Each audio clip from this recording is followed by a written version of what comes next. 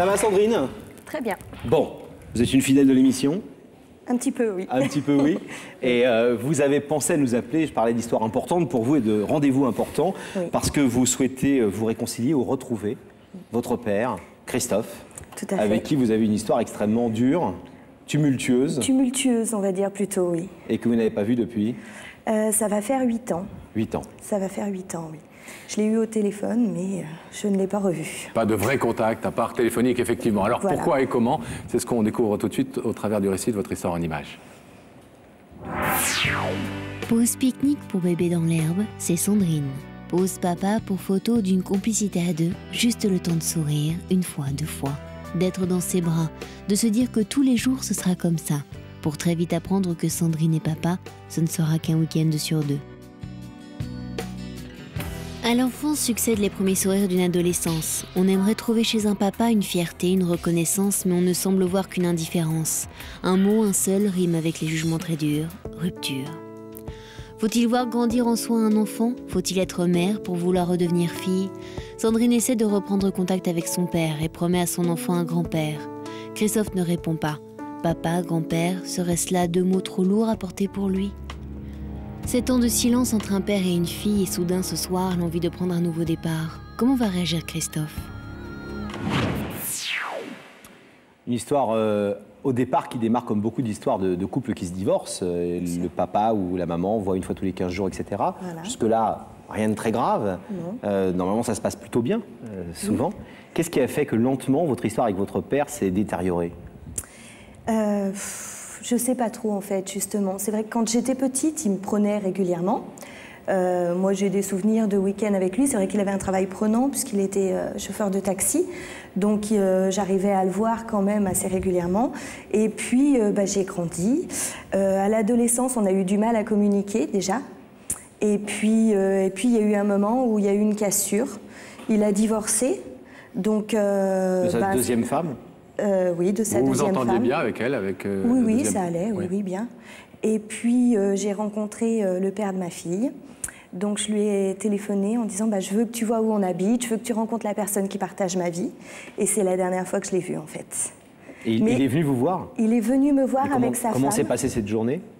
C'était pas une journée, ça a été tellement court. J'ai eu l'impression que ça durait 5 minutes, en fait. Et je pense qu'il était un petit peu gêné, parce qu'on s'était quand même revus 2-3 ans auparavant pour son troisième mariage, oui. Et c'est vrai qu'il avait une femme adorable, tout s'était bien passé. Et depuis cette visite, il y a eu une cassure. Et on n'a pas eu de dispute. C'est mal passé avec votre compagnon? Du tout. Très réservé des deux côtés, hein, mais, parce que ce sont deux hommes réservés de toute façon. Mais il n'y a pas eu d'accrochage, il n'y a pas eu de mots plus haut que l'autre. Et bon, ils sont restés peu de temps, voilà, aussi. Et après, tout s'était passé, quoi. Pendant ces 8 ans de silence, ou presque silence, votre maman, à vous, est restée avec le même homme? Oui, ma maman est mariée depuis 23 ans, Ouais. 24 ans. peut-être. Et je crois même que vous êtes très proche de votre beau-père. Oui. Au Oui. point que, Au point qu'il m'a adoptée. Qu'il Par vous a adopté. adoption simple, en fait. c'est au moment de votre majorité, c'est ça? Voilà, parce qu'il fallait l'autorisation de mon vrai père, et comme il ne nous la donnait pas, on a attendu ma majorité. Et vous n'avez pas le sentiment que c'est peut-être ça qui l'a blessé profondément, plus que vous l'imaginez, et qui Je a pense pu pas. expliquer sa réaction? Je pense pas, parce qu'après l'adoption, bon, il a été au courant, bien sûr, on a continué à se voir, je suis même allée un week-end chez lui. Il est venu me voir quand j'étais à la fac, donc j'avais 19-20 ans. On avait encore des contacts. Par contre, c'est vrai qu'on n'en a jamais parlé, en fait. Qu'est-ce qui fait que vous avez le désir aujourd'hui, enfin depuis quelque temps en tout cas, de retrouver Christophe, de vous réconcilier avec lui? Alors, je l'ai beaucoup, ce désir, depuis que je suis tombée enceinte, bien sûr, parce que c'est important de transmettre à son enfant C'est un petit ses garçon, une origines. petite fille? Une petite fille qui va avoir 4 ans. Et je veux qu'elle sache d'où elle vient, qu'elle sache nos origines. Et puis parce que ça pourrait être une personne de plus qu'il aimerait dans sa vie, et dans la mienne aussi, de toute façon. Mais c'est quelque chose que j'ai toujours voulu maintenir. J'ai toujours gardé contact avec lui. C'est toujours moi qui l'ai contacté. C'est toujours resté. Mais c'est ce qui fait que maintenant je le fais aussi, c'est ma fille qui me dit qui c'est ce monsieur sur cette photo. Parce que pour elle, son papy, c'est mon beau-père. Oui. C'est ce que vous allez lui dire, entre autres? à votre père biologique, à Christophe, que vous voulez que sa petite fille sache qui il est? Qui il est, et puis je voudrais lui dire que malgré l'adoption, malgré tout ce qu'on a pu vivre, c'est mon papa, ça le restera toujours, et que j'estime qu'il a une place dans ma vie. Et s'il laissait le rideau fermé? Je sais pas. J'ai deux pensées totalement opposées.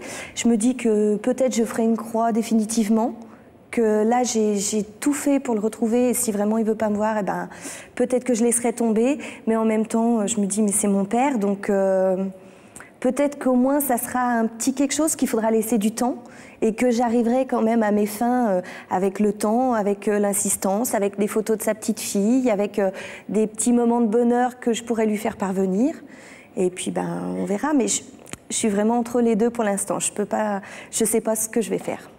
On espère que Christophe a répondu à votre invitation, en tout cas Sandrine. On va avoir cette réponse dans quelques petits instants. À tout de suite. À tout de suite.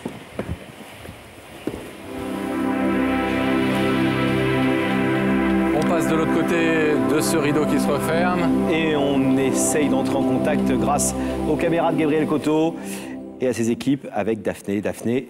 Oui, donc je suis en compagnie de Christophe. Bonsoir Christophe. Bonsoir. Merci d'avoir accepté notre invitation avant tout.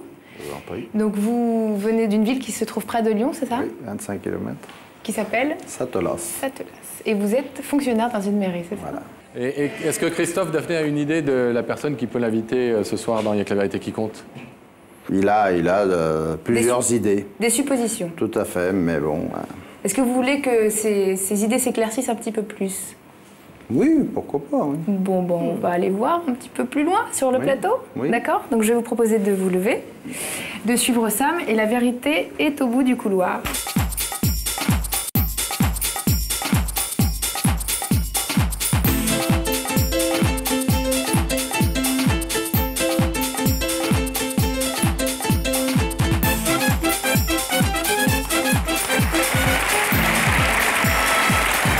Bonsoir Christophe, bienvenue. Bonsoir Florent.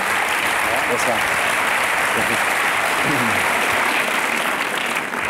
Donc merci d'être venu jusqu'à nous. Vous savez que quelqu'un nous a demandé de vous inviter ici. Oui. Vous connaissez le principe de l'émission. Tout à fait, je regarde. Ça vous est arrivé de la regarder, oui? Oui, c'est souvent. Sans vous imaginer forcément assis ici, ou ça vous est arrivé aussi? Non, ça, aucunement. Alors, vous disiez que vous aviez des idées. Oui, Hommes, femmes? plutôt femme. Plutôt femme. Alors, vous savez qu'il y a les célébrissimes indices de Il y a que la vérité qui compte. Oui. Ces questions posées par des personnes à qui on a raconté votre histoire et qui nous permettent, au travers des réponses que vous donnez, de vous connaître un petit peu mieux. Oui. Est-ce qu'on en regarde une ensemble? Oui, bien sûr. Ça se passe là-haut, Christophe. Christophe, crois-tu que le temps a du talent et qu'il rend tolérant? Alors, est-ce qu'en clair, il faut laisser le temps au temps et que parfois ça aide bien parce que ça permet d'aborder les choses de manière plus sereine? Peut-être, oui, peut-être. Vous êtes le genre à laisser du temps aux choses ou vous êtes du genre à aller vite, à précipiter, à mettre en place les choses vite fait? Non. Non. Je laisserais plutôt passer le temps. Vous laissez venir. Avec de la réflexion, oui. Ouais. Et est-ce que vous prenez beaucoup d'initiatives ou Oui, vous aimez beaucoup. bien qu'on vienne aussi vous chercher? Je prends mes initiatives, oui, en général. Oui. Oui, Alors ce soir, quelqu'un a pris l'initiative, Christophe. oui, c'est ce que je... Puisque quelqu'un a décidé de nous demander de vous faire venir, vous Oui. avez accepté ce principe. Cette personne, vous le savez, vous pouvez en découvrir le visage dans quelques secondes. Oui. Il suffit pour ça de me dire que vous êtes d'accord Oui. et de regarder ces écrans. Bon, vous êtes d'accord? Oui, bien On peut y sûr. aller. Alors, dans ces écrans, eh bien, va apparaître le visage de la personne qui a voulu vous parler ce soir. D'accord. D'accord. C'était ma première pensée. Bonsoir. Bonsoir. Ça Votre va? première pensée et votre première fille. Oui, tout à fait. Est-ce que vous voulez savoir ce qu'elle vient vous dire ce soir? Bah oui, bien sûr. Oui? Oui. Alors, c'est à vous. Ben, bonsoir. Ça, J'espère que ça va, ça a l'air. oui, ça va. Je t'ai fait venir parce que on s'est un peu perdu de vue. Le temps a fait qu'on a pris des chemins plutôt différents. J'ai essayé de te contacter, je ne sais même pas si tu as eu mes lettres. Est-ce que tu as reçu le faire-part de naissance de ta petite fille? Oui. Et après, j'ai continué à t'envoyer des courriers. Je ne sais même pas si tu as reçu. Peut-être un, mais je vois... Enfin, bon. Et puis, un jour, la dernière lettre que j'ai envoyée, mes revenus n'habitent plus à l'adresse indiquée. Et bon, voilà, j'ai essayé de te chercher. Et je ne t'ai pas retrouvée, donc c'est pour ça que j'ai fait appel à l'émission. Je voudrais te dire que tu es mon papa et que tu le resteras toujours. Oui. Que ça me fait quelque chose que tu n'aies pas de place dans ma vie. Que j'aimerais que tu en aies une. Et que j'aimerais aussi que tu connaisses ta petite fille, qui s'appelle Maureen. Et quand on regarde l'album photo, elle me dit toujours « Mais maman, c'est qui le monsieur qui te tient sur tes genoux ?» Et je ne sais pas toujours quoi lui répondre, je reconnais. Et j'aimerais qu'elle sache qui tu es, d'où on vient. Et surtout, je voulais te dire que tu es mon père, tu le resteras. Et si toi tu le veux bien, tu as ta place dans notre vie. Et j'y tiens énormément, vraiment. Oui, d'accord.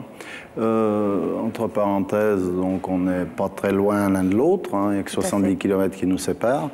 La place dans ta vie, elle y est. La maison a toujours été grande ouverte. Bien sûr. Je pense que si c'est toi qui n'es pas revenu, enfin moi personnellement je t'ai rien interdit ni de venir à la maison ni quoi que ce soit. Hein. Tout à fait. Mais donc bon, après mon dernier mariage, je pense que bon, il y a eu un petit peut-être de ta part un petit déclic de quelque chose, je sais pas. Hein, moi, tu savais bien que j'avais pas de véhicule, que c'était difficile pour moi de me déplacer aussi. Oui, et non, puis tu avais quand même le téléphone. Enfin, j'ai toujours le même numéro, donc il n'a pas changé. Oui, mais je peux en dire autant de toi, en fait. Je pense qu'on s'est mutuellement éloignés. Et moi, il y a quelque chose, c'est vrai que par rapport à la naissance de Maureen, je t'ai appelé le jour où elle est née, tu n'as pas donné suite non plus, alors que je t'ai envoyé le faire-part avec mes coordonnées aussi. Je pense qu'on a tous les deux un petit peu laissé couler. Oui, non, mais... Et moi, j'aimerais beaucoup qu'on tire un trait sur tout ça. Et qu'on puisse arriver à faire des efforts l'un et l'autre. Moi, je suis prête à en faire pour arriver à avoir un lien avec toi. Oui, mais je pense qu'il n'y a pas beaucoup d'efforts à faire. Hein. Il suffit de caler les choses. Vous pensiez, effectivement, c'était parmi vos premières idées que ça puisse être Sandrine, votre fille. Bon, après, bon, il restait les amis de vieille date ou des choses comme ça. Mais la première idée, oui, c'était ça. Puis après, je me suis rétracté en me disant, bon, on n'est pas très, très loin l'un de l'autre. Si elle avait voulu me contacter, bon, comme je disais, il y avait toujours le même numéro de téléphone. Alors après, j'hésitais. Et puis, voilà, quoi. Vous savez, on se rend compte souvent dans cette émission que la distance n'est pas trop le problème. C'est beaucoup de kilomètres pour passer par l'émission, mais ça facilite parfois, ça abolit les distances psychologiques, cette émission. Contact, quoi. Christophe, en tout cas, Sandrine, ce soir, après l'initiative, elle a fait ce premier pas. Je vais vous demander, s'il vous plaît, de vous placer debout face au rideau. Elle vous attend de l'autre côté de ce rideau pour essayer de vous donner mutuellement une place dans la vie de l'autre, l'un de l'autre. Est-ce que vous en êtes d'accord? Est-ce que vous voulez bien ouvrir ce rideau? Oui, tout à fait. Oui, il n'y a pas de problème.